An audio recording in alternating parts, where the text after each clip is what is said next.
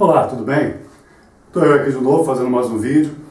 E tem um lance que ocorreu agora, há pouco tempo, eu estava vendo essa semana mesmo. Tem o caso do juiz, quer dizer, na verdade foi semana retrasada e tal. Tem o caso do juiz que diz que Umbanda e Candomblé não são religiões, né? Porque as sociedades que representam Umbanda e Candomblé, os cultos afros no Brasil, entrou com um pedindo para que alguns vídeos de igrejas evangélicas neopentecostais que estão no YouTube e que são profundamente ofensivos à religião afro fossem retirados. Aí o juiz disse que Umbanda e Candomblé não são religiões, porque não tem hierarquia, não tem um livro, etc, etc. Mas depois ele voltou atrás e a burrice foi tão grande, pegou tão mal para ele, que ele foi obrigado a voltar atrás e dizer que Umbanda e Candomblé são religiões, mas deu parecer contrário a tirar os vídeos da internet, porque eles feriria a liberdade de expressão. Aí o próprio Ministério Público entrou com uma ação pedindo que sejam retirados esses vídeos. E eu vi também, está rolando aí na internet, foi em Minas Gerais, quase divisa com a Bahia, se eu não me engano, na cidade de Montes Claros, pegaram uma imagem de Nossa Senhora, de Maria, quebraram, os evangélicos, e urinaram em cima e tal, e tem um tal pastor, não vou nem falar o nome do cara para não dar a bola pro cara, mas um cara que está botando vídeo na internet, apoiando um pastor lá do Nordeste, apoiando e falando que é isso mesmo que tem que fazer. Então você vê que a igreja evangélica persegue os cultos afros, prioritariamente, e persegue a igreja católica. E eu não posso me negar, não posso fugir com a verdade, dizendo que a igreja católica também já não perseguiu esses grupos, porque já fez isso.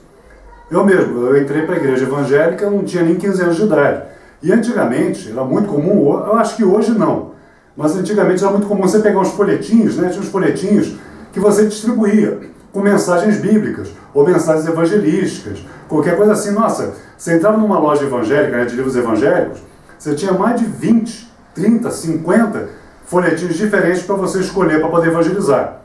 Então eu fazia muito isso. E eu me lembro que uma vez eu fui entregar um folhetim para um menino, 15 anos, 16 anos de idade, e quando o cara pegou, né, ele estava varrendo a calçada, quando ele pegou e viu que era evangélico, de igreja evangélica, ele pegou a vassoura e me ameaçou me bater, dizendo: sai daqui que você é do diabo. E realmente, eu já ouvi, inclusive, padres falando que a igreja evangélica é do diabo. Isso antigamente, hoje em dia nem tanto. Já ouvi padres chamar evangélico de otário, mas dizer que é do diabo claramente hoje em dia não. E na verdade, se eu não me engano, se eu não estou enganado, desde o Concílio Vaticano II, que os evangélicos, ou protestantes, na verdade protestante, o nome evangélico é uma coisa mais recente, protestante era considerado assim, que se apartaram da igreja católica, mas eram irmãos e que deveriam voltar. Pelo menos parou de chamar do diabo. É claro que até isso se tornar uma coisa prática entre os fiéis, entre as pessoas que são católicas, levou muitos anos. Mas realmente a igreja católica falava que a igreja protestante era do diabo. Não tenha dúvida, e vice-versa. Eu conheci um cara que ele de carro, quando passava em frente à igreja católica, fosse onde fosse, ele abria a igreja e falava: tu cairás, Babilônia! Berrava assim alto mesmo, coisa maluco. Então de parte a parte houve. Essa perseguição ainda continua, mais moderada, mas continua. E por outro lado, a igreja católica sempre perseguiu os cultos afro. Nunca deu direito de culto aos negros. Tanto que o sincretismo que existe entre os orixás africanos e os santos católicos foi devido à perseguição católica do culto afro. Todo mundo sabe dessa história, que a religião africana ela é fetichista, ela é baseada em certos apetrechos, em certos materiais, em certas coisas que simbolizam aquele orixá. Então o que eles faziam? Eles pegavam, alguns lugares chamam de fuxico, né? Ou sei lá como é que chama, aquele assentamento dos orixás. E cavavam um buraco, ou de alguma outra maneira, botavam embaixo e botavam um santo católico em cima. Daí, por exemplo, Oxós ser sincretizado com São Sebastião, Ogum com São Jorge, Xangô com São Jerônimo, e aí foi. Esse sincretismo, porque eles não poderiam ter o culto livre deles aos orixás. E até 1970, para um terreiro de Umbanda, um terreiro de Candomblé, poder ter um culto livre, hoje nós vamos fazer aqui um culto, tinha que ir na delegacia próxima e avisar o delegado: olha, hoje a gente vai fazer um culto. Até 70, se eu não me engano, 74. Então, quer dizer, tem umas coisas aí meio bagunçadas, né, sobre essa questão de perseguição. Todo mundo já perseguiu todo mundo. Só que, por ser os grupos afros, né, a Umbanda, a Quimbanda, o Candomblé, o Tambor de Mina, o Catimbó, a Santeria, o Xangô, serem grupos muito pequenos que hoje não representam, pelo menos assumidamente, só 1% da população assume que é dessas religiões, se bem que assim, na minha prática eu vejo que tem muito mais, mas assim, só 1% assume. Então eles são muito perseguidos. E a igreja neopentecostal, então, neopentecostal, quem é a igreja neopentecostal? Universal, Deus é amor, a Igreja da Graça, e várias outras igrejas, né, que seguiram essa linha, eles elegeram que o grande inimigo da paz mundial, né, o grande destruidor da vida, se você está desempregado, se você está doente, se tua mulher te traiu, se teu marido tem amante, se você bebe, cheira, fuma maconha, se você é bandido, é por causa dos espíritos que são dessas religiões afros. Notadamente, Exus e Pombogiras. Né? Eu nunca ouvi falar que na Universal baixou Oxalá, que baixou Ogum, que baixou Xangô. É sempre Exu e Pombogira, é sempre assim. Tranca-ruas, Exu do Lodo, Maria Mulambo, Zé Pilintra e Exu Caveira. Acabou, só existe isso. São só esses aqui, não tem mais nada. Ou Legião. Então eles elegeram, o mal do mundo é isso. Se um dia a religião afro acabar, o paraíso vai estar instalado na Terra. Não vai ter guerra no Oriente Médio, o Putin lá na Rússia vai voltar atrás e vai entregar a Crimeia, vai acabar a crise econômica nos Estados Unidos, o Brasil vai se tornar a maior potência econômica do mundo, vai acabar a negligência ou a quebra dos direitos humanos na China por causa disso, eles elegeram isso. E é uma pena, e é triste, porque as religiões afro são lindas, são maravilhosas. Eu tenho aqui um livro, por exemplo, para você que quer conhecer mais. Você devia ter pego antes, né, gente? Desculpa. Joguei tudo no chão. Tá aqui, ó. Mitologia dos Orixás, de Reginaldo Prandi. Isso aqui é básico. Se você entrar no site dele, do Reginaldo Prandi, na internet, e ele é se eu não me engano, ele é antropólogo da USP. Você vai ver que, fora o que conta ali, você tem mais o equivalente a 3 livros desses, contando a mitologia, as histórias africanas. Né? A mitologia africana, ela vamos dizer assim, ela é... Eu a vejo como politeísta, porque na verdade os orixás são deuses. Mas se eu for analisar bem, né, dentro da própria história deles, não, eles não seriam, porque eles creem em um Deus, criador de tudo, ou do Maré. E os orixás estão abaixo, como se fossem anjos. Muito semelhantes ao que ocorre na Igreja Católica, e até na Evangélica. Existe um Deus criador e existem os anjos. Na Católica existe o Deus criador, existem os anjos, existem os santos, existe Maria, e é tudo um Deus criador. Então você vê, existem similaridades. A mitologia iorubá, africana, ela é rica, ela é muito grande. E tem a ver com as mitologias da época. Porque cada mitologia iorubá explica uma coisa, como o mundo foi feito, e tem uma história. Ah, por que a galinha faz isso? Tem uma história.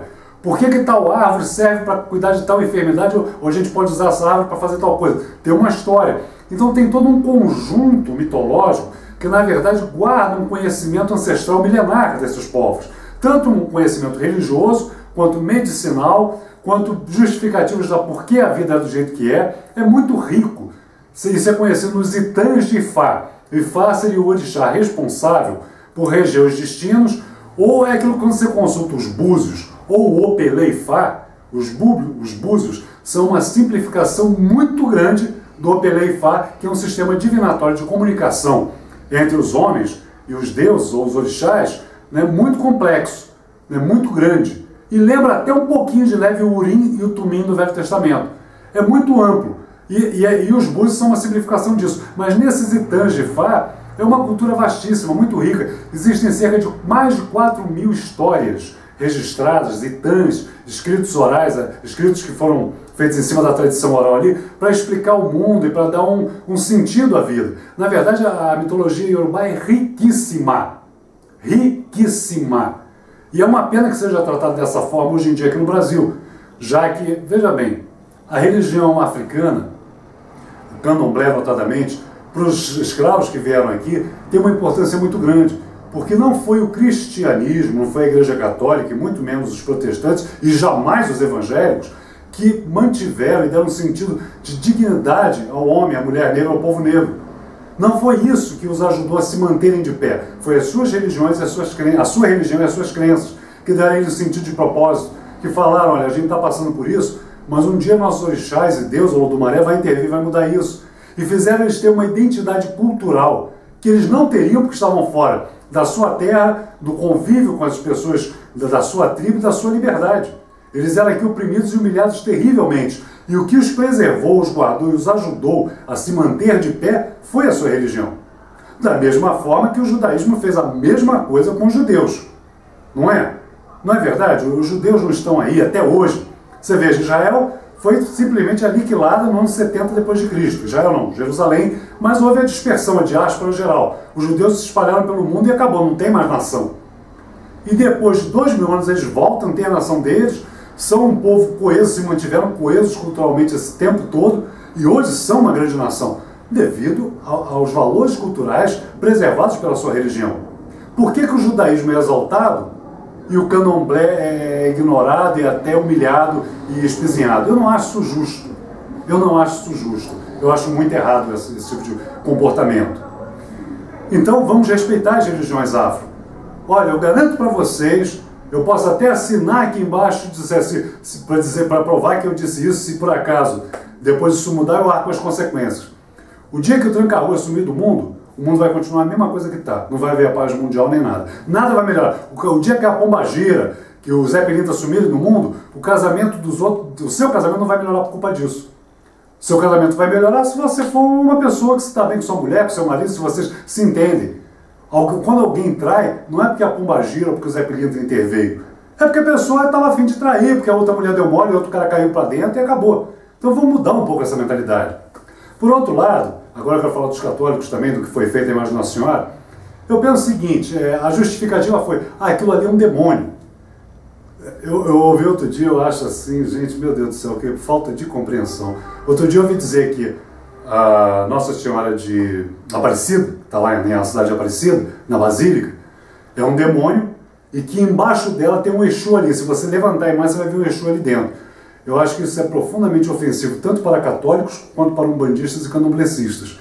E o pior, é de uma ignorância que não tem como explicar a ignorância que você comete ao falar isso, que para te explicar essa tua ignorância, eu ia ter que sentar com você umas 3 horas para explicar todos os fundamentos dessas religiões para você entender que não faz sentido o que você está falando.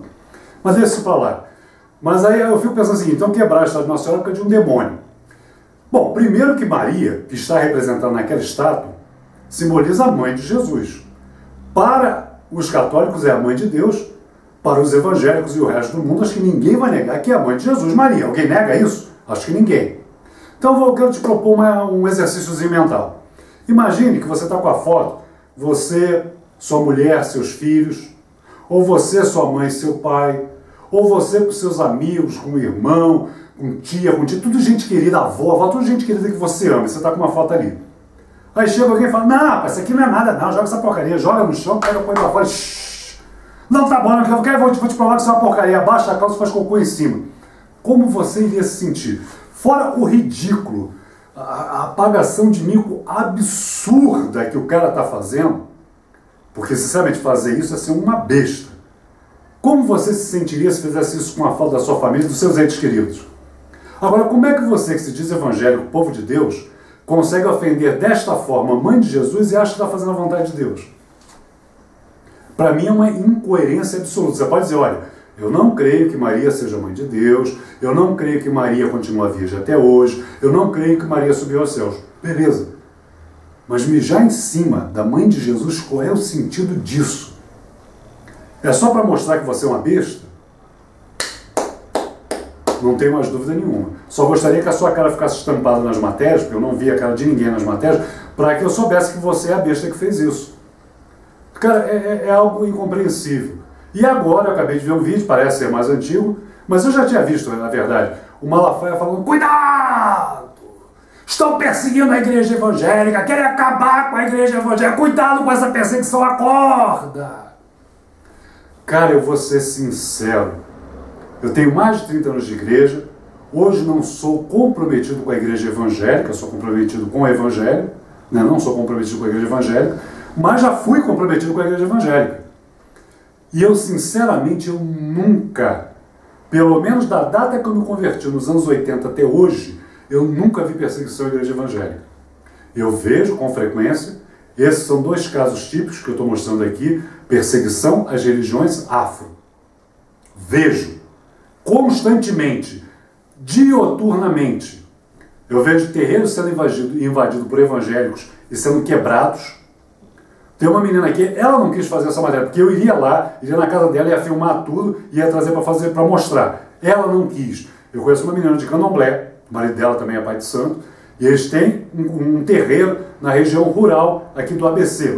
Não sei se é rural, mas uma região mais de mato no ABC, mais distanciada. E já está com pedra na casa dela, só tem evangélico em volta. A maioria, pelo que ela me disse, da Congregação Cristã do Brasil. A maioria, não sei todos. Está com pedra na casa dela, ela grávida, o cara está com um tijolo nas costas dela e achando que o diabo mesmo tem que morrer. Eu não vejo perseguição à igreja evangélica, estou falando sério. Eu não vejo. Eu vejo evangélico perseguindo Umbanda, perseguindo Candomblé, sentando na madeira e falando mal da igreja católica, inventando, me desculpe, eu sei que vai uma porção de gente aqui vai dizer que eu não estou sabendo das histórias, mas inventando conspiração gaysista no mundo. Meu amigo, você não gosta de gay, não fica perto. Ó, tem duas mulheres se beijando ali, sabe o que você faz? Em nome de Jesus, vira para o outro lado. Tem dois homens se beijando ali, sabe o que você faz? Em nome de Jesus, vira para o outro lado. Cara, problema deles. Se o cara gosta de ralar bigode com bigode, se a outra gosta de colar velcro, sei lá o que é, problema deles, cara. Ninguém vai virar gay porque tem um gay do meu lado e contaminou. Então, gente, essa ideia de perseguição à igreja evangélica, para mim, é uma piada. No máximo que está havendo é uma rejeição da igreja evangélica por parte das pessoas que estão de fora e veem isso. Outro dia, encerrando já, eu vi duas mulheres bacanas, mulheres dignas, decentes, honestas e cristãs. Posso afirmar isso, conheço as duas. E elas falando com uma pessoa que era, acho que Umbanda, não sei se Umbanda ou Candomblé, mas acho que Umbanda. E aí chegaram, não, eu tenho que falar para você, porque o Zé Pilintra é o demônio, que o Exu não sei quem é Satanás, que o Oxalá é o capeta. A pessoa muito educadamente ouviu silenciosamente, obrigado, tal, saiu. Depois eu conversei com essa pessoa, ela falou, olha, Gerson, essas duas mulheres, falou delas, conseguiram uma coisa elas conseguiram. Eu nunca mais na minha vida porei o pé dentro de uma igreja evangélica. Porque se eles acham que quem cuida de mim é o diabo, então, olha, o diabo está me ajudando mais do que a eles. E aí contou algumas situações que são verídicas, eu sei que a vida dessa pessoa está bem melhor do que a vida dessas outras duas mulheres. O que eu acho que ocorre, na verdade, é que a igreja evangélica está colhendo aquilo que ela abundantemente planta. Não é só isso que a igreja evangélica planta. Eu quero ver alguma outra religião existe e tal, mas que faça com tanta profusão, com tanta intensidade, o evangelismo dentro de favelas, o apoio a pessoas que têm vício em drogas, o apoio a pessoas que necessitam, em todas as situações, faz um trabalho belíssimo, distribuir comida a necessitados, roupa para pessoas necessitadas, faz mesmo, vai lá para Cracolândia, evangelizar e tentar tirar os caras de lá, tem casas de recuperação mantidas por igrejas para ajudar essas pessoas, tem mesmo. Infelizmente, isso está sendo apagado pela multidão de coisas ruins que aquelas pessoas que se dizem evangélicas estão fazendo, estão falando, estão demonstrando pública e notoriamente a todos para verem. Qualquer pessoa de bom senso, ao olhar tudo isso que a igreja evangélica tem feito, vai falar, nesse lugar não piso. Tanto que igrejas mais sérias, como a Igreja Batista, Presbiteriana, Congregacional, Metodista, Nova Vida, Nazareno e outras tantas, têm dito, esse pessoal não tem nada a ver comigo. Esse evangelho nós não fazemos parte. Tanto que estão rechaçando o termo evangélico. Então você que acha que a igreja evangélica está sendo perseguida, para pensar no que você tem feito se você não está perseguindo outras pessoas. O Evangelho diz, se alguém te dá um tapa numa face, você dá a outra. O Evangelho não diz, se você viu que o outro não concorda com ele, morre de porrada. Não está escrito isso. Para pensar um pouco nisso. Falou, gente. Até a próxima.